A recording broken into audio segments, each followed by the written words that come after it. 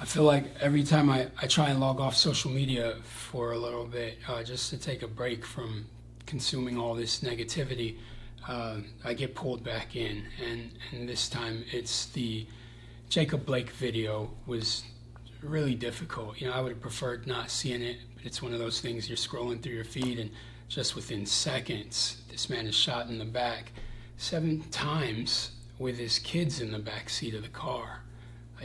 7 times, and I have a lot of friends in law enforcement that I'm looking forward to having conversations with them to discuss, what is considered excessive use of force. When does it become excessive? The need to shoot someone 7 times.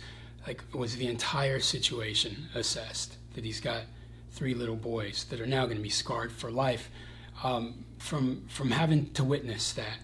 And I'm really interested in what were all of the details that happened there, because I'm not one to rush to judgment and just look at things as black and white. I'm sure there's a lot of things that transpired in between that we didn't see within that quick 17-second video, and so I often caution people against rushing to judgment.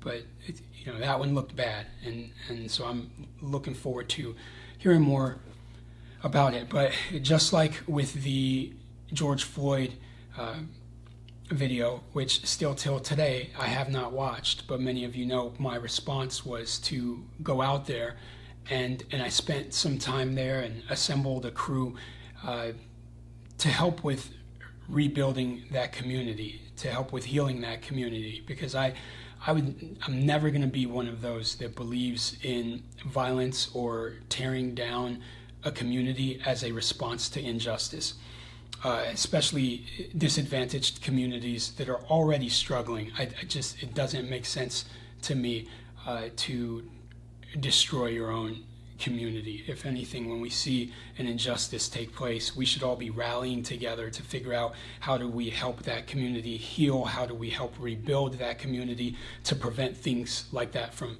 continuing to happen. We know that oftentimes where there is lack of opportunity, or when people just feel demoralized living in some of those communities, that things like this can continue to reoccur. And so I just believe in fixing it. And so just like in Minneapolis, same thing. I'm going to be assembling a crew to head out to Kenosha, Wisconsin. I'm leaving today to head out there, and I'll be there the entire weekend. And we'll just work on, revitalizing certain parts of the community that were really hard hit by the riots and the destruction that has happened out there. To assist with the healing, just people who need comforting, in the conversations that we can have with people there, the dialogue that we can have with people there. And then 3, of course, making sure that these protests don't continue to be violent throughout the weekend, as we saw just with the Kyle Rittenhouse video, where he shot a number of protesters just 2 days ago.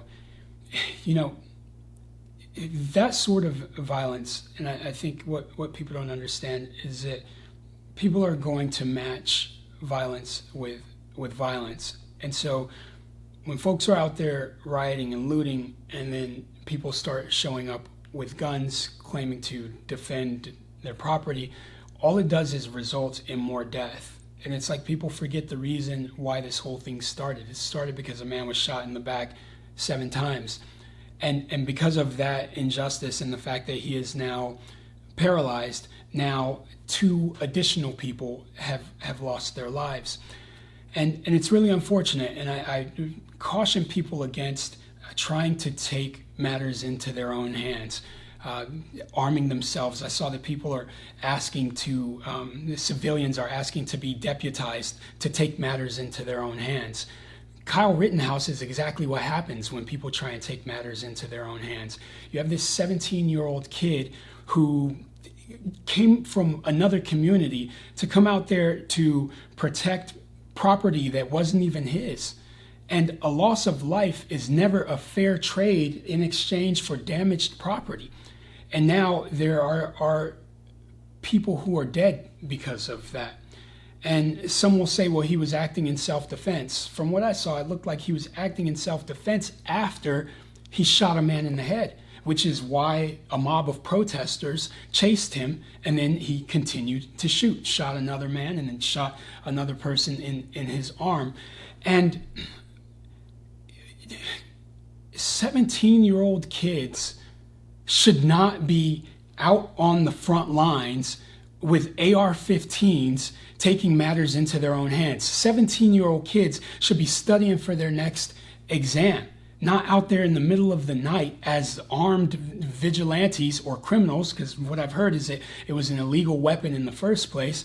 And 17 years old, what type of country do we become when we start praising or expecting 17-year-old kids to do the work that law enforcement officers are out there to do? And the fact that he was even getting head nods from some of the officers that are out there, I have a lot of questions about this whole thing. The fact that he can walk through the streets with an AR-15 and everyone just assumes it's okay. He's not stopped. He's not questioned.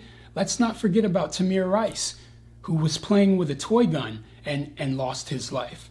But this kid can just walk through the streets and do this and made it home. Made it back to Illinois or wherever it was that he came from and didn't get picked up until the next day. This is why people are so fed up. This is why people are so frustrated with everything that's going on. You can't blame them. You can't blame us for feeling this over and over. And why sometimes I even choose not to watch these videos. I don't need to see black death and murder and trauma over and over and over. Eventually it starts to desensitize you. It starts to weigh heavily on your heart. I know that it does for me. That's why sometimes I take these breaks from social media, just so that I can focus on family, I can focus on doing other things, because it's too much. We would have assumed, we would have learned from the George Floyd incident that there would be change and that policies would be put in place, but it didn't. Here we are weeks later, months later, someone gets shot in the back 7 times. There still isn't even justice for Breonna Taylor. We're still wondering what's going on with that situation. And so I hope that people will understand and have more empathy for the entire situation, and just know that we don't need to keep trying to counter violence with violence. All it does is just create more death. And I think that's why it's so important for me, why I continue this message of free hugs and going out there. And again, it's not even about a hug for people who still try and discredit it to just being that. It's the dialogue that we get to have with people. When I'm out there on the front lines tomorrow night, I know that I can have conversations with protesters or people who are trying to riot to stop them from destroying property. You all have seen my work. You've seen that that's what I do, and I know that it's necessary. I don't need to be armed with a weapon. I don't need an AR-15 strapped across my chest to stop someone from damaging property. Sometimes it's just words of wisdom. It's words of compassion that can stop someone from doing that. That's the force that I try and match people with. I come verbal with verbal. I don't bring a gun to verbal. That's just, it's crazy. And the fact that people are hailing Kyle Rittenhouse a hero at 17 years old, that's the type of kid that we were just, when school was back in session, we were praying that was the kid that wasn't going to shoot up the school. And now he's out here and has shot people, and people are saying, oh, he's a hero, he acted in self-defense. Pay attention to what it is that I saw, because one, he wouldn't even need to be acting in self-defense if he was at home as a 17-year-old kid watching TV or studying for his next exam. But instead, he's out here assuming that he is some sort of law and order enforcer at 17 years old. And he's probably terrified running around with this gun, which is why he started to shoot in the way that he did. I don't need to show up in those places. Myself personally, as a grown man, so most of the time I don't even wear my bulletproof vest. I don't need to carry a gun with me to know that I can have a positive impact in those places.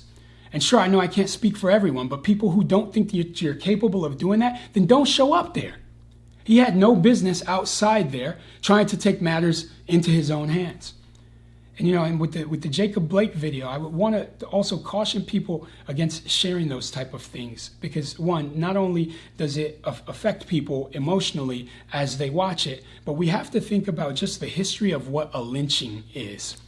And when people were getting lynched, it was an audience that was standing around watching it. And this is just the modern day form of that, when we're sharing these videos and allowing that to weigh heavily on other people's hearts, for their family members to have to see it act out over and over and over again, seeing their son or their father or their cousin, nephew, husband, whatever it is, having to see that person be shot like that over and over, because you can't miss it. It just pops up in your social media.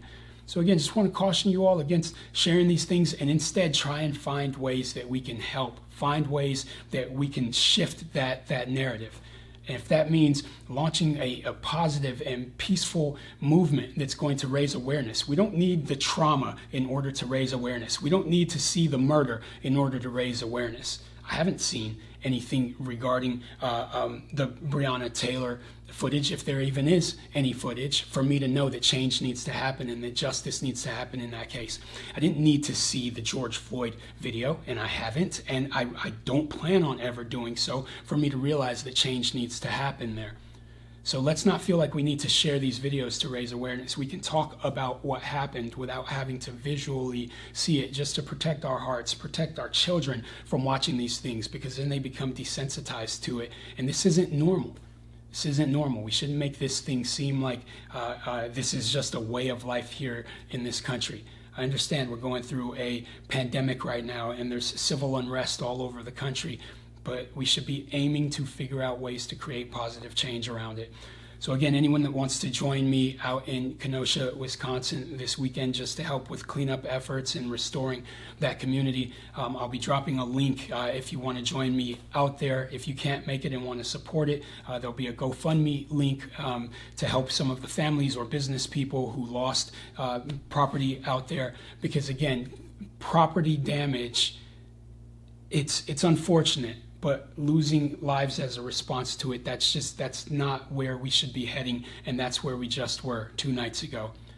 And we just need to make sure that we're doing enough to make a difference as individuals and as a community and as people who watch this video on social media. Let's just keep pressing forward. Let's try and bring about change in the best way that we can. So thank you all.